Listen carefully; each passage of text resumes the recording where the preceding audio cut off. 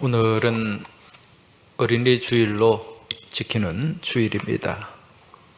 성경을 보면 우리 예수님이 이 어린아이들을 무척 사랑하고 또 이 아이들을 존중하신 것을 볼 수가 있습니다. 신약 마태복음 18장 말씀을 보면 제자들이 예수님께 이런 질문을 합니다. 선생님, 천국에서는 누가 가장 큽니까? 이런 질문을 해요. 이때 예수님께서 여러 사람들이 있었는데 그 중에 앉아있는 어린아이 한 명을 일으켜 세웠습니다. 그러면서 이렇게 말씀하십니다. 진실로 너희에게 이르노니 너희가 돌이켜 어린아이와 같이 되지 아니하면 결단코 천국에 들어가지 못하리라. 이렇게 말씀합니다.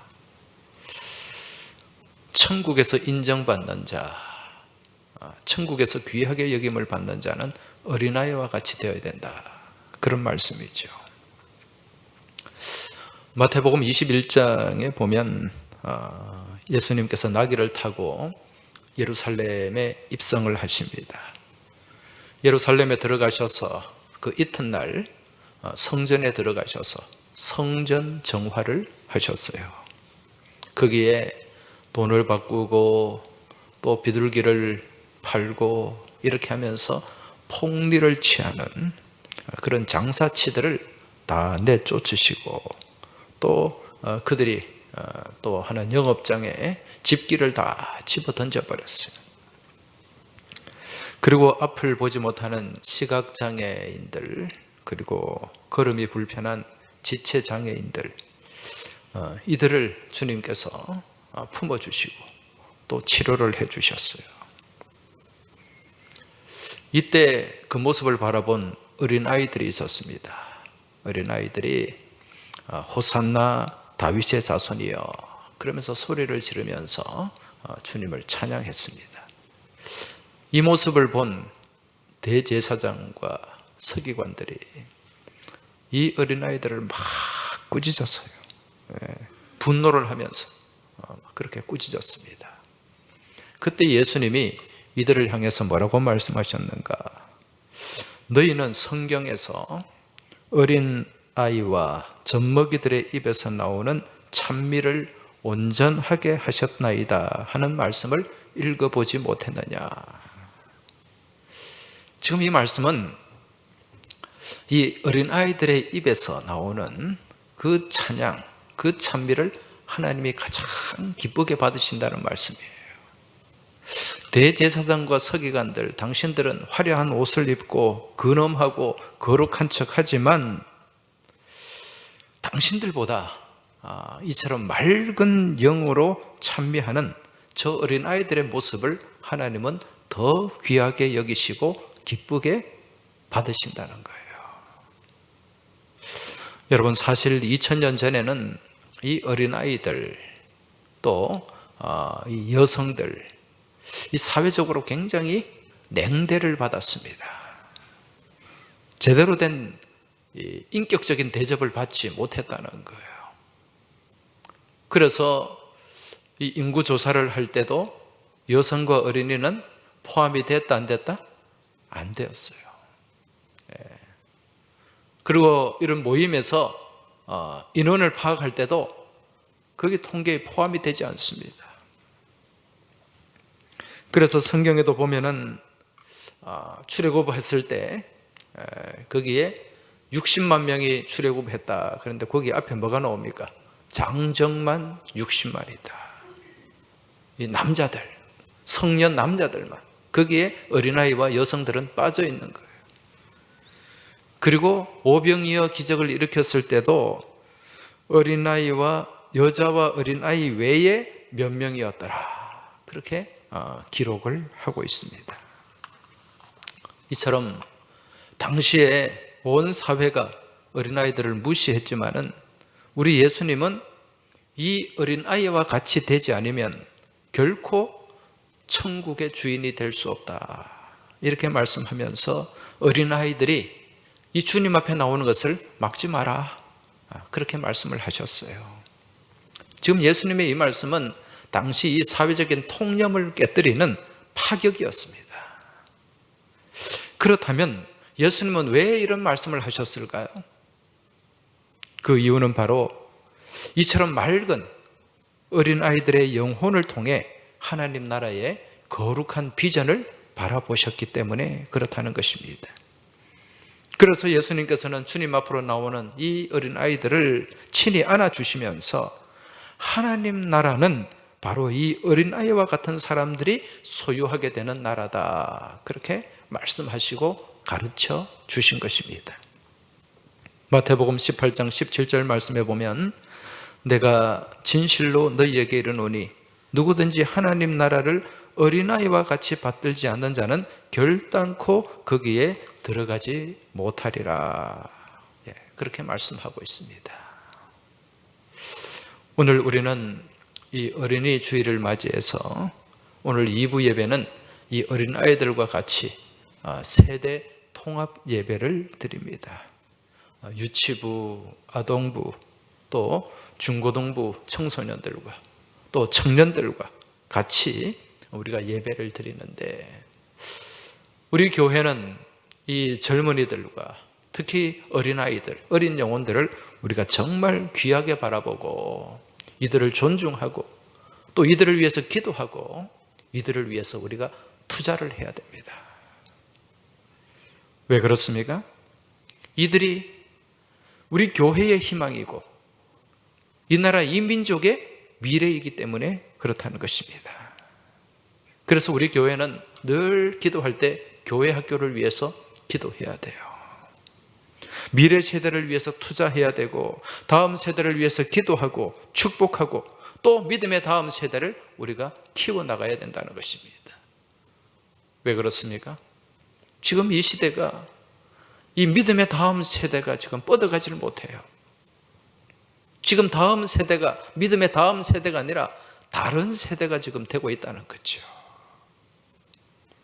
이러한 때에 우리가 우리의 다음 세대를 위해서 기도하고 그렇게 품고 또 이들을 격려하고 사랑하고 칭찬하고 또 이들을 위해서 우리가 최선을 다해서 섬기는 마음으로 나아갈 때 우리 교회 또 우리 한국 교회의 다음 세대가 건강하게 또 믿음을 키워나가게 될 줄 믿습니다. 여러분, 사람의 인생을 살아가면서 어떤 길을 걷느냐, 이거 굉장히 중요한 문제죠. 이 세상에 많은 길들이 있어요. 그러한 길을 걸어감에 있어서 어떤 길을 향해 가느냐, 여기에 따라서 인생의 결과가 완전히 달라지게 됩니다. 그렇기 때문에 어린 시절에 이 좋은 길, 복된 길로 이끌어주는 길잡이가 있어야 돼요. 그 길잡이가 굉장히 중요합니다. 어린 시절뿐만 아니라 어른이 되어서도 그 길을 놓칠 수도 있고 그 길에서 헤맬 수도 있고, 그렇기 때문에 그 길을 바라보게 하고 이끌어주고 인도하는 길잡이, 그 길잡이가 정말 중요하다는 거죠. 특히 어릴 때 이 길을 잘 잡아줘야 됩니다. 제가 신학교 다닐 때 그 신대원에 전과 6범이 입학을 했어요. 전과 6범. 별이 6개입니다. 16년 동안 감옥 생활을 했습니다. 16년 동안. 1972년부터 1990년까지. 그리고 이제 감옥에서 검정고시를 치르고 그렇게 또 대학을 졸업하고 신대원에 온 거예요. 감옥에서 16년 동안 지내면서 예수님을 영접했어요. 거기서 이제 검정고시, 고등학교 검정고시를 패스하고 이제 출소하면서 이제 서울에 있는 신촌에 연세대학을 들어갔습니다. 이 감옥에서 공부해가지고 연대 들어가면 굉장히 공부머리가 있는 거예요. 그죠? 그래서 그 연대를 졸업하고 이제 우리 교단 신학교 장신대 신대원에 들어왔어요. 그분이 성씨가 문씨입니다. 문씨. 그러니까 저는 나가잖아요. 나와 문 사이에는 별로 성씨가 없어요. 뭐 마씨가 있고 도씨가 있는데 다 드문 성씨라서. 그 이제 저하고 이렇게 뭐 채플이나 이렇게 할 때 가까이 앉게 됐어요. 언젠가 이분이 이런 말을 하더라고요. 자기는 너무 가난해서 먹을 것이 없어서 남의 물건을 훔쳤다는 거예요. 전과 육범이 되는 동안 제대로 한번 훔쳐보지도 못했답니다. 참 어설픈 도둑놈인데 한번 전과가 생기니까 이 사회적인 냉대가 심해가지고 사회에 나가도 적응을 할 수가 없더래요. 그러다 보니까 어느 순간에 자기가 별을 6개 단 전과 육범이 되어 있더랍니다. 그래서 사회 부적응자가 된 거죠. 그러면서 이런 말을 합니다. 내가 어릴 때 누군가가 이거는 나쁜 거야, 이거는 하면 안 돼, 이런 걸 가르쳐 주는 사람이 있었더라면 자기는 그렇게 나쁜 길로 빠지지 않았을 거랍니다. 그리고 어릴 때 공부를 해야 돼. 이 공부하라고 누가 좀 가르쳐 주고 그 공부하는 그 길을 좀 인도해 줬더라면 자기는 공부를 했을 거래요. 그런데 아무도 가르쳐 주고 아무도 인도해 주는 그런 사람이 주변에 없었다는 것입니다. 만약에 누가 자기의 길을 조금이라도 인도해 주는, 도와주는 그런 사람, 부모님이라도 그런 역할을 해줬더라면 자기의 인생은 이렇게 비참해지지 않고 또 그렇게 정말 달라진 삶을 살 수 있었을 것이다. 그런 얘기를 하더라고요. 여러분, 이분의 이 말을 들어볼 때 인생을 살아감에 있어서 이 길잡이가 옆에서 도와주고 가르쳐주는 사람의 역할이 얼마나 중요한가, 이걸 우리가 알 수 있습니다. 근데 여러분, 사실은 또 우리가 인생을 살아봐서 알지만은 이 인생을 살면서 어느 길이 성공의 길이고 어느 길이 정말 성공이 보장된 그런 길이고 복된 길인가, 이걸 정확하게 아는 사람이 있습니까? 없습니까? 없어요. 이 길로 가면 확실해. 여러분, 그렇게 해서 그 길로 갔는데 그 길이 내 길이 아닌 경우가 많이 있어요. 예를 든다면 여러분, 요즘 제일 인기 있는 직업이 뭡니까? 의사죠. 의사. 그러니까 의대 가려고 그렇게 젊은 학생들이, 수험생들이 얼마나 거기에 애를 씁니까? 제가 얼마 전에 어느 유명한 강사, 학원 강사의 그 이야기를 들었는데, 이분 표현에 의하면 요즘 시대는 이 좀 속된 말로 의대 몰빵 시대라는 거예요. 의대 몰빵 사회다. 지금 서울에는, 부산은 어떤지 모르겠는데 서울에는 초등학생들부터 이 의대 입시반이 만들어져 있대요. 의대 초등학교 때부터 해야 의대를 들어간다는 거예요. 지금 이 수능고사 수시가 있고 정시가 있잖아요. 그 정시 시험에서 문제 3개 틀리면, 특히 수학에서 3개 틀리면 못 가는 거예요. 거의 다 만점 비슷하게 맞아야 됩니다. 자, 그러면 그렇게 열심히 공부해가지고 의대에 들어갔어요. 의대 들어가면 성공할 줄 알고, 그런데 그렇게 의대에 들어간다고 해서 다 훌륭한 의사가 될까요? 안 그래요.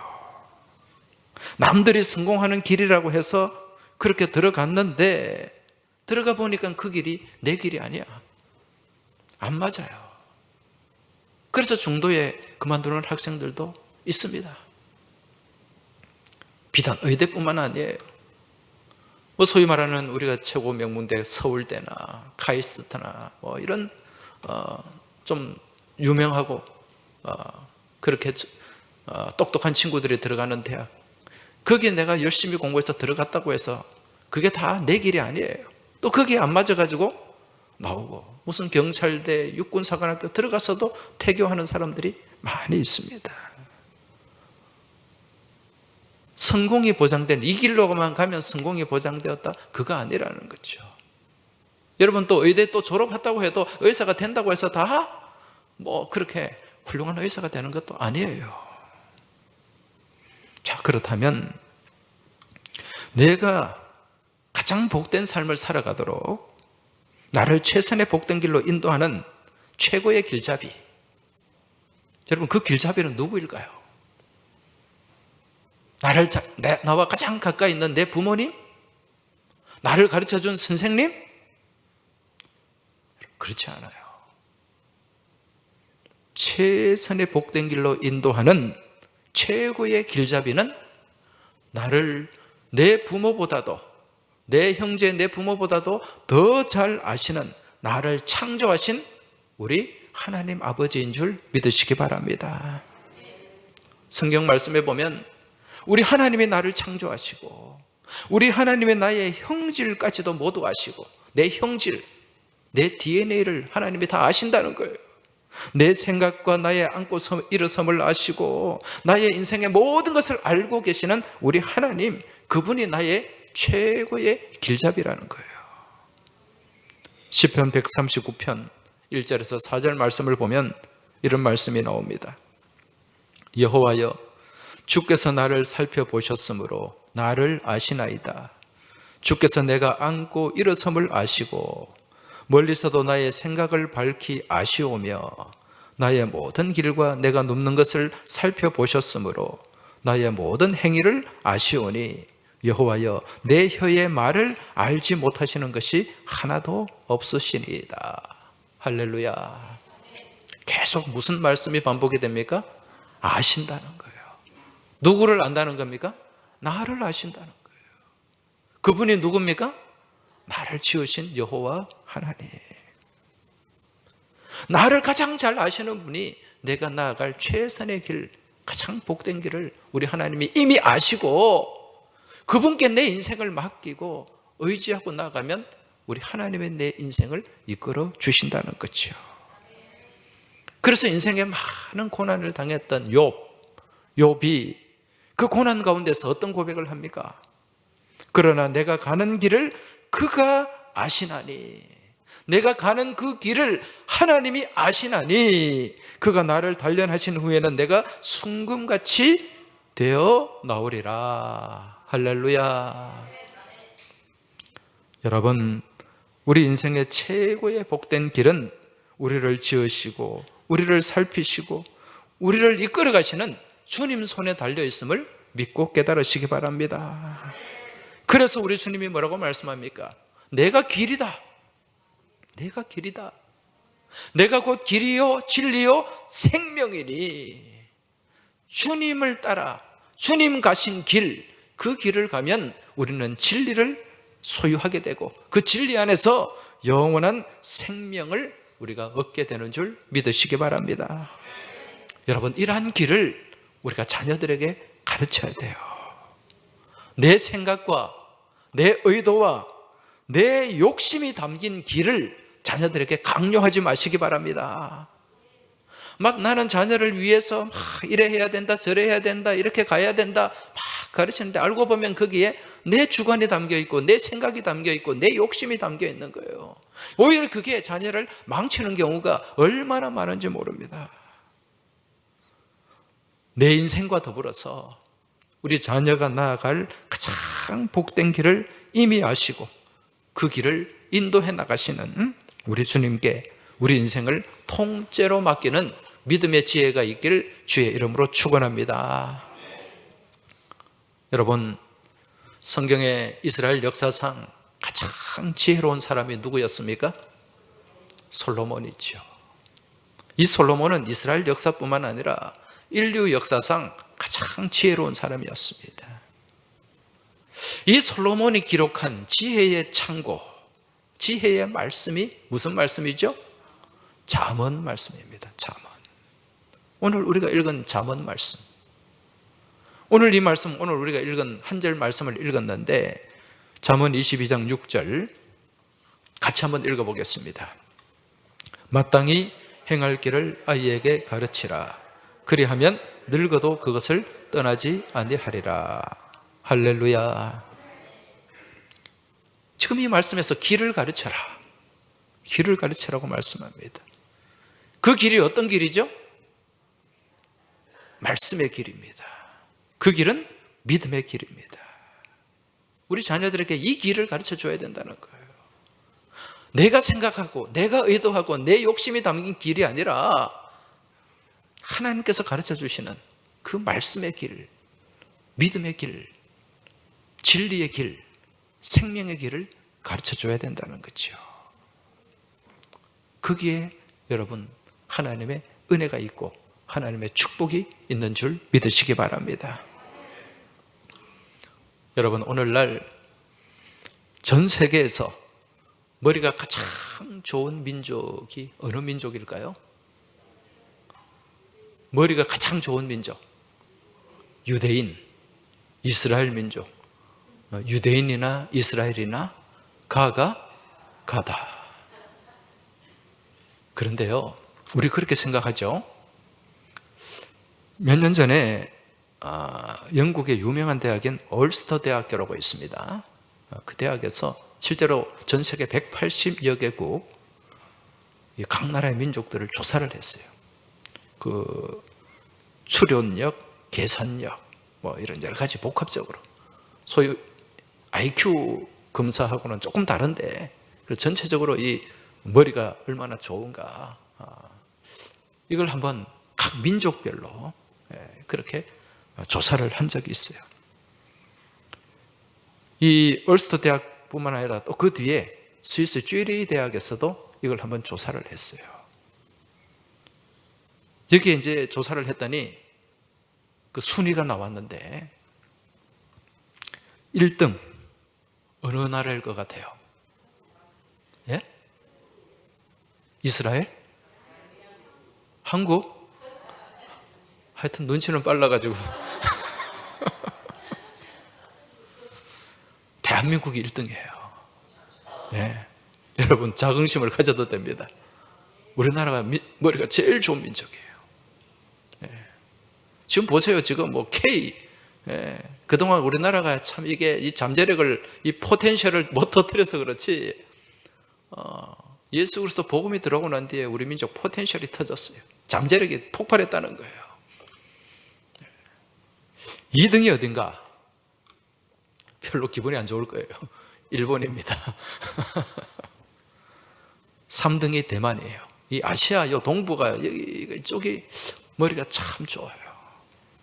4등이 싱가포르, 5등이 독일, 6위가 네덜란드, 7위가 오스트리아, 이런 순으로 쭉 나왔습니다. 이스라엘 민족 유대인은요 10위권에도 못 들어가요.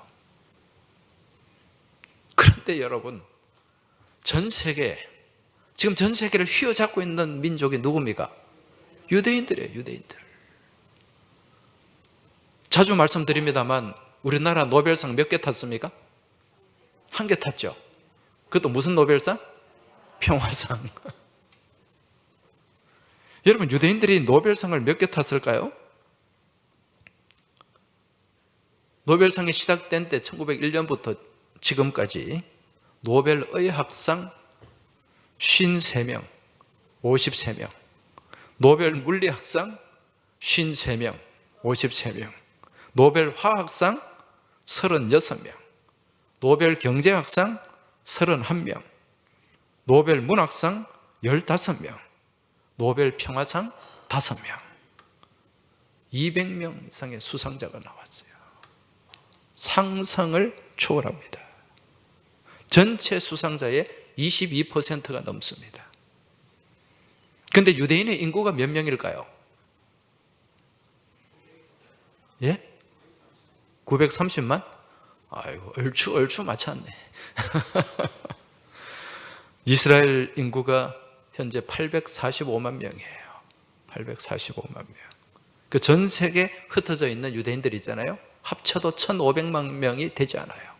전 세계 인구의 0.2%. 그런데 지금 그 어렵고 어려운 노벨상을 유대인들이 휩쓸어요. 노벨상뿐만 아니죠. 전 세계 경제, 석유, 무기. 사실 미국을 쥐락펴락하는 사람들이 유대인이에요. 여러분, 미국을 쥐락펴락하면 전 세계를 움직인다는 얘기죠. 그렇죠? 뭐 골드만삭스, JP 모건 다 이거 유대인 기업들입니다. 금융을 움직여요. 우리가 잘 아는 아인슈타인, 그 스티븐 스필버그, 찰리 채플린, 레너드 번스타인, 이들 다 유대인이에요. 심지어는 이제 우크라이나 대통령 젤렌스키 유대인입니다. 여러분, 이 유대인들 그렇게 머리가 탁월한 민족도 아닌데 이렇게 전 세계를 움직이는 힘이 어디서 나온 걸까요? 그 힘, 여러분, 그것은 바로 그들의 교육에 있습니다. 교육에. 이 유대인의 교육의 핵심은 뭡니까? 단순해요.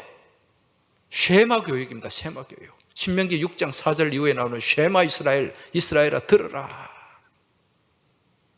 이 쉐마는 하나님 말씀이에요. 말씀을 가르치는 것이고 그 말씀을 통해 인생의 길을 가르쳐 주는 겁니다. 그 길을 보여주는 거예요. 그 인생의 답을 얻게 하는 거죠. 몇 년 전에 어느 자살 사이트에서 몇 사람이 모의를 해가지고 4사람인가 몇 사람이 같이 동반 자살을 했어요. 여러분, 요즘 그런 일들이 간혹 있잖아요. 그래서 거기에 자살한 그 장소에 이렇게 조사를 했더니 메모지가 하나 있는 거예요. 그 메모지에 뭐가 적혀 있었냐면 인생 답이 없다. 짧게. 인생 답이 없다. 여러분, 정말 인생에 답이 없는 걸까요? 이들이 바라볼 때 인생 정말 답이 없어. 그리고 이런 인생 살면 뭐해? 그리고 같이 죽은 거예요. 근데 진짜 인생에 답이 없을까요? 내가 답을 못 찾는다고 해서 답이 없는 겁니까? 아니잖아요. 내가 수학 문제 못 푼다고 그 수학 문제 답이 없는 거예요? 아니잖아요. 내가 모를 뿐이에요. 답이 없는 게 아닙니다. 여러분, 인생에는 분명히 답이 있는 줄 믿으시기 바랍니다. 그 인생의 답이 어디에 있습니까? 내 인생을 지으시고 내 형질까지도 다 아시고 나를 누구보다도 잘 아시는 우리 하나님 안에 인생의 답이 있는 줄 믿으시기 바랍니다. 주님을 알면 답을 찾게 돼요. 주님을 알면 답을 알게 됩니다. 그리고 주님을 알면 그 길을 알고 그 복된 길을 우리가 걸어갈 수 있다는 것입니다. 그래서 오늘 말씀에 마땅히 가르쳐야 할 것을 가르쳐라. 마땅히 행할 길을 가르쳐라. 누구에게? 우리 자녀들에게. 그 안에 인생의 답이 있기 때문에 여기서 가르치라. 가르친다는 말은요, 히브리어로 하나크라는 말입니다. 이 말은 가르친다, 티칭한다는 뜻도 있지만 봉헌한다, 올려드린다, 바친다는 뜻도 있고요. 그리고 가르친다는 것은 물려준다는 의미도 있어요. 물려준다. 여러분, 자녀들에게 유산 물려주기를 원하시죠? 네. 가급적이면 많은 유산을 물려주려고 하실 거예요. 그런데요, 그 유산이 나중에 자녀들에게 독이 될 수 있습니다. 분명히 아셔야 돼요. 네. 그 유산 때문에 자녀들이 분쟁이 생기기도 하고요. 또 너무 많은 유산 때문에 자녀가 자기 힘으로 뭘 하지 않고 그 괜히 물려받은 재산 가지고 엉뚱한 데 막 투자하다고 다 날려버리고 그런 경우들이 많습니다. 여러분, 자녀들에게 물려주는 것 좋아요. 근데 정말 물려줘야 될 것, 정말 소중한 유산을 물려주시기 바랍니다. 그게 무엇입니까? 하나님의 말씀입니다. 하나님 말씀을 제대로 물려받게 되면 그 인생 절대로 망하지 않습니다. 절대로 무너지지 않습니다. 가장 그 인생을 복되게 살아갈 수 있어요. 여러분, 물질 많이 물려준다고 자녀가 행복할 것 같죠? 안 그렇습니다, 여러분. 다시 말씀드리면 그게 또 독이 될 수 있다는 거예요. 물질이 많아서 인생이 행복해집니까? 아니에요. 진짜 자녀가 행복하고 복된 길을 살아가길 원하십니까? 그러면 하나님 말씀 물려주세요. 말씀 안에 인생에 복이 있습니다. 말씀 안에 인생에 기쁨이 있고 은혜가 있는 줄 믿으시기 바랍니다. 그래서 마땅히 가르쳐야 할 것 가르쳐 주시고, 마땅히 물려줘야 할 것 물려주는 믿음의 지혜가 있길 주님의 이름으로 축복합니다. 기도드리겠습니다.